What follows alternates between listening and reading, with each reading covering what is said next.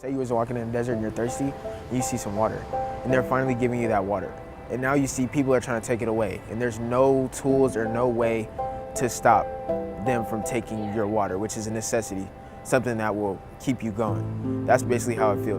2008 up until 2013, California was cutting billions of dollars from the education system. California has always had this very interesting history. The majority of students have been people of color, and the majority of voters have been non-people of color. When LCFF was pushed through by parents and students to become a law, we used to come up here for 4 years straight justifying the need to not cut schools, the need to not cut the education budget. Algo de lo cual esta madre dice sí ha dado resultado, ya que sus hijos se han superado. Mi hijo acaba de graduarse de la high school. Él es de necesidades especiales y gracias a esos fondos del CIEF pudo lograrlo. Se graduó de la high school y ahora va a atender a Cal State LA. We all remember before LCFF was No Child Left Behind, and basically our students were tested very heavily.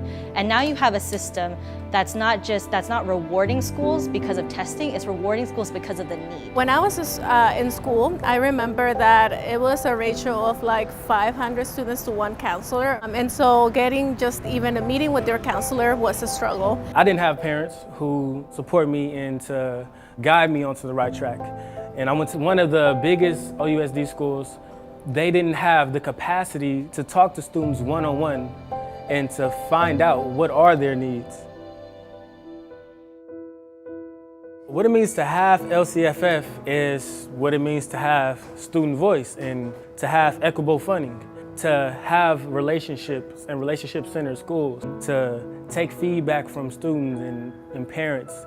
We've seen increased resources for family engagement, for English language learner students. We had horrible reclassification rates in our district in Oakland, and they've been improving.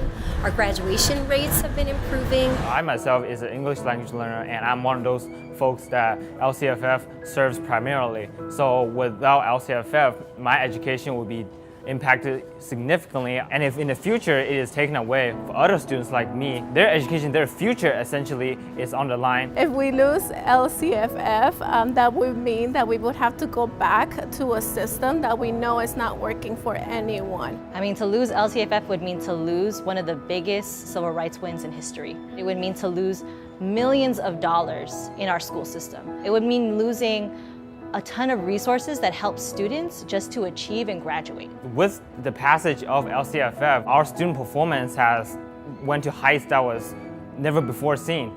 We had graduation rates that was unprecedented in California history. We had a suspension rate that was lower than the lowest it had ever been in the history of California. Why it's super important is that the people who should be making decisions about our schools are students and families.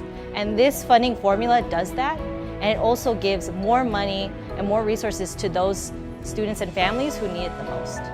It's really about relationship building between parents, students, and educators.